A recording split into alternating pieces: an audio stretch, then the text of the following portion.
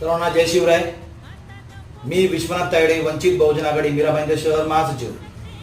आज मीरा भाईंदर शहरामध्ये एकच विषय गाजत आहे, तो म्हणजे कत्तलखाना। भाईंदर पश्चिम उत्तर येथे कत्तलखान्याचा एक महानगरपालिकेतर्फे प्रस्ताव टाकण्यात आला होता। 40 कोटीचा हा प्रस्ताव, मीरा भाईंदर शहरामधील अनेक राजकीय वातावरण तापवलेला हा प्रस्ताव हा अखेर रद्द करण्यात आला।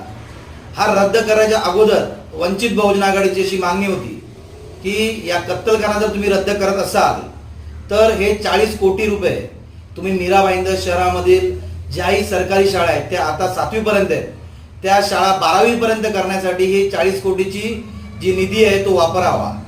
जे मीरा भाईंदरमध्ये शासकीय रुग्णालय आहे त्या रुग्णालयामध्ये रुग्णांना वेळोवेळी उपचार मिळत नाहीयेत, तर त्या रुग्णांसाठी या 40 कोटीपैकी काही रक्कम वापरण्यात यावी।